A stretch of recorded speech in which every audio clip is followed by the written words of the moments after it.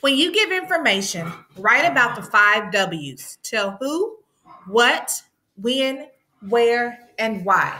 That is our first assignment we'll focus on. We are going to focus on the ideas. These are the same ideas that we want to make sure that our own writing has. We're going to start by reading this report about an explorer.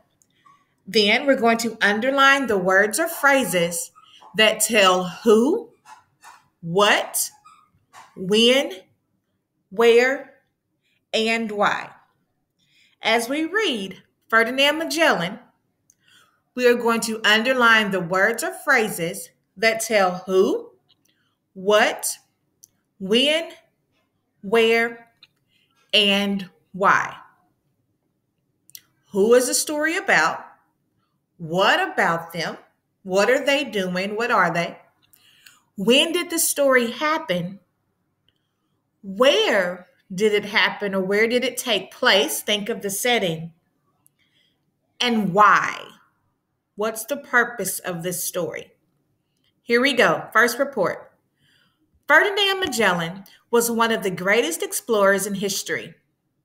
In 1519, he sailed from Spain to South America. He wanted to figure out how to get from the Atlantic Ocean to the Pacific Ocean. Ferdinand's expedition was the first one to cross the Pacific Ocean and return to Europe.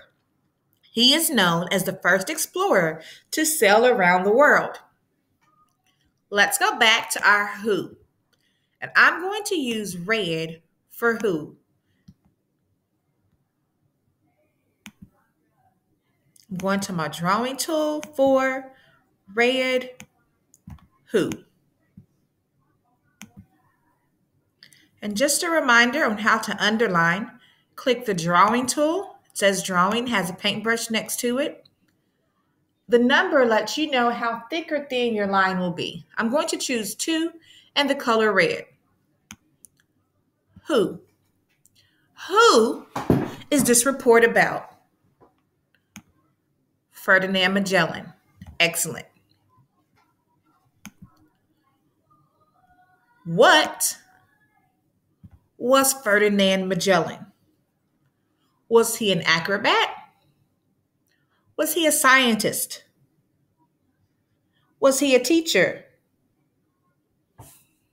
Right. Ferdinand Magellan was an explorer.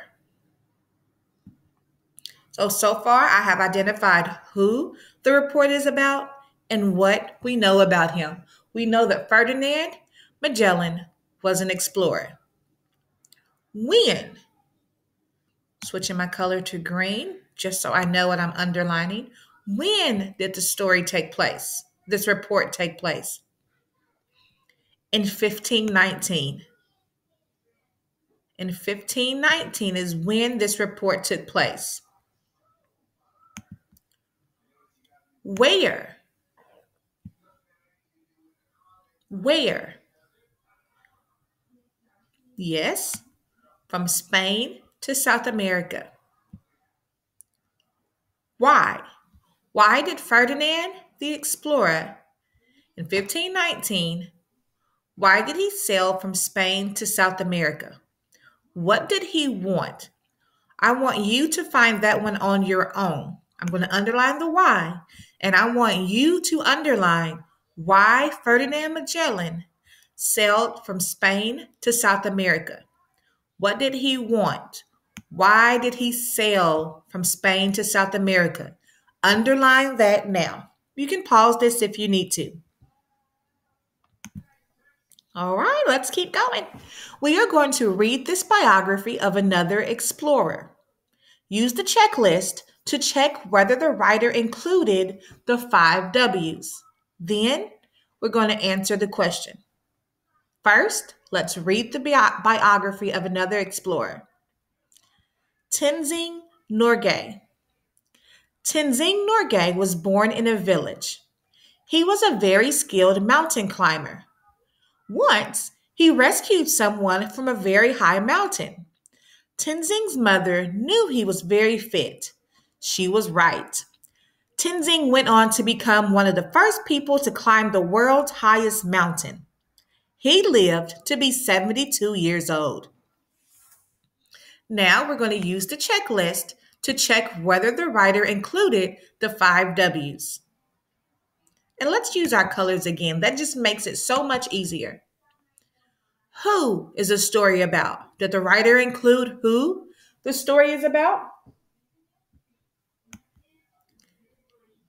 Is there a who?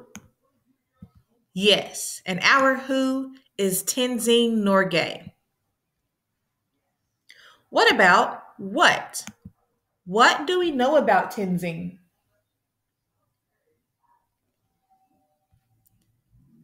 Yes, the author provided a what? We know Tenzing is a mountain climber. When? When was he born? Or when did he rescue someone from a high mountain? Do we know? No. The author does not tell us when these things happen. So we are not checking the when off of our checklist. Where? Do we know where?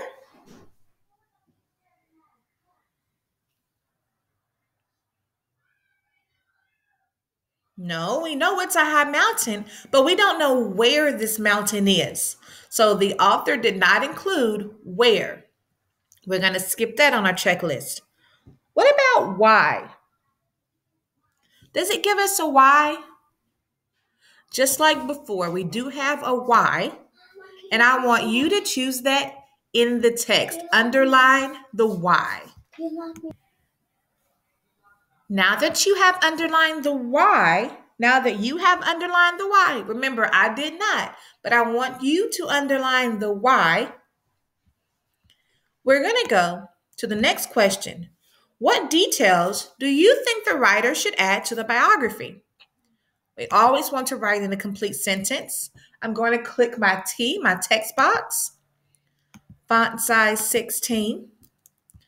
That's a little small. I'm going to change the size to, let's see what 24 looks like. A little better. Think. That's actually pretty small because I want you to see this. How about 36? There we go. I think the writer should add. What do you think the writer should add? Let's think about this for a minute. When we look at our checklist, what were we missing? What did the author miss? When. I think the author should add when Tenzing Norgay lived. And now you choose something else. So you're going to write a second sentence. I think the writer should add. What else do you think the writer should add? You should have 2 sentences. I think the writer should add when Tenzing Norgay lived or when he was born. I think the writer should choose one more thing that you would think would make this a really great informative biography. You can pause this video as you search for that final thing. And we're going to move on to C. Reread the biography. In activity B, that's about Tenzing Norgay. Find the possessive noun that needs an apostrophe. And we're going to add an apostrophe. Possessive means you own something. When we have a possessive noun, it should say apostrophe S. If it's the dogs, D-O-G, apostrophe S, bone. The dog's bone. We have to have this little apostrophe because that lets us know the dog owns something. In this case, the dog owns the bone. It's his bone. Another example, the boy's box. Whose box? The boy's box. We have to have that apostrophe S. Okay, going back to our biography. We are looking for the possessive noun that is missing this apostrophe. Tenzing Norgay was born in a village. He was a very skilled mountain climber. Once he rescued someone from a very high mountain. Tenzing's mother knew he was very fit. Ownership here. Tenzing's mother. There's my possessive noun. Now I'm going to add an apostrophe and type that right at the bottom. Tenzing's mother. And that's all she wrote. You are finished with this assignment. Up top here, click Turn It In. It's going to take you back to Schoology. Give it a minute, let it load, and then click Submit.